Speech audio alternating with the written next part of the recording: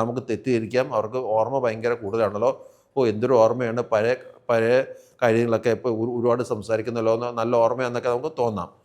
നമ്മുടെ വീട്ടിലെ നമ്മുടെ ഒത്തിരി പ്രായമുള്ള നമ്മുടെ അച്ഛനോ അമ്മയോ പെട്ടെന്ന് ഓർമ്മ നഷ്ടപ്പെടുന്നു, സ്വഭാവത്തിൽ വ്യത്യാസം കാണുന്നു, പെട്ടെന്ന് കുട്ടികളെ പോലെ പെരുമാറുന്നു. ഇതൊക്കെ പലപ്പോഴും നമ്മൾ ശ്രദ്ധിക്കാറുണ്ട്. എന്താണ് ഈ അൽഷീമേഴ്സ്? അൽഷീമേഴ്സ് നമ്മൾ പലരും കേട്ടിട്ടുണ്ട്. എന്താണ് ഈ അൽഷീമേഴ്സ്? അതിനെ എങ്ങനെയാണ് നമുക്ക് കൈകാര്യം ചെയ്യുന്നത്? ഞാൻ ഡോക്ടർ അരുണുമൻ, ന്യൂറോ സർജൻ. നമ്മുടെ തലച്ചോറ് പ്രായം കൂടുന്തോറും ന്യൂറോ ഡീജനറേഷൻ സംഭവിക്കും. അതായത് നാച്ചുറലായിട്ടുള്ള ഒരു ഡീജനറേറ്റീവ് പ്രോസസ്സ്, ഒരു ഞരമ്പുകളുടെ ഒരു തേയ്മാനം സംഭവിക്കും. അങ്ങനെ പല രീതിയിലുള്ള രോഗാവസ്ഥകൾ നമുക്ക് ഉണ്ടാവാം. ഈ ന്യൂറോ ഡീജനറേഷൻ കാരണം പ്രധാനമായും ഏറ്റവും കൂടുതൽ കാണുന്ന രോഗാവസ്ഥയാണ് ഡെമൻഷ്യ. ഈ ഡെമൻഷ്യയിൽ ഏറ്റവും കൂടുതലായിട്ട് കാണുന്ന ഒരു രോഗാവസ്ഥയാണ് അൽഷീമേഴ്സ്. പല തരത്തിലുള്ള ഡെമൻഷ്യസ് ഉണ്ട്. അതിൽ ഏറ്റവും കോമൺ ആയിട്ട് കാണുന്ന ഒരു രോഗാവസ്ഥയാണ് അൽഷീമേഴ്സ്. പിന്നെ മറ്റ് ന്യൂറോ ഡീജനറേറ്റീവ് ഡിസോർഡേഴ്സ് എന്ന് വെച്ചാൽ പാർക്കിൻസോണിസം പോലത്തെ അസുഖങ്ങളും മറ്റ് പല രീതിയിലുള്ള അസുഖങ്ങളാണ്.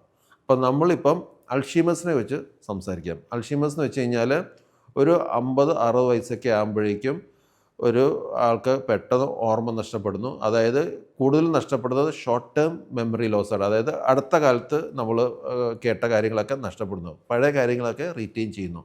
അപ്പോൾ ഇതിൻ്റെ ഇനീഷ്യൽ സ്റ്റേജിൽ നമ്മൾ ശ്രദ്ധിച്ചാൽ നമ്മൾ പറയും, ആൾക്കാർ കൂടുതലും പഴയ കാര്യങ്ങളൊക്കെ പറയുന്നത്. അപ്പം നമുക്ക് തെറ്റിദ്ധരിക്കാം, അവർക്ക് ഓർമ്മ ഭയങ്കര കൂടുതലാണല്ലോ, എന്തൊരു ഓർമ്മയാണ്, പഴയ പഴയ കാര്യങ്ങളൊക്കെ ഇപ്പോൾ ഒരുപാട് സംസാരിക്കുന്നല്ലോ, നല്ല ഓർമ്മയാണെന്നൊക്കെ നമുക്ക് തോന്നാം.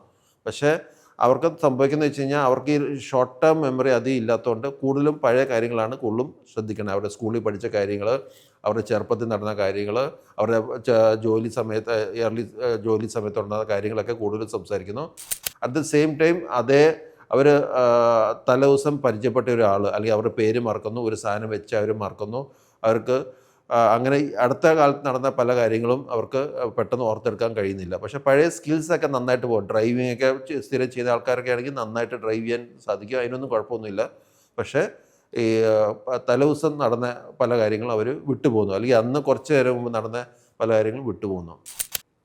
ഇതിങ്ങനെ കൂടിക്കൂടി അവരുടെ ഷോർട്ട് ടേം മെമ്മറി ലോസ് ഇങ്ങനെ കൂടിക്കൂടി കൂടുതലും വളരെ പുറകോട്ടുള്ള കാര്യങ്ങളിലേക്ക് പോകുന്നു. അതായത് റിമോട്ട് മെമ്മറിയൊക്കെ മാത്രം പറയുന്ന ഒരു സ്റ്റേജിലേക്ക് പോകുന്നു. അപ്പോൾ അങ്ങനെയാണ് അൽഷീമേഴ്സിൻ്റെ രീതി.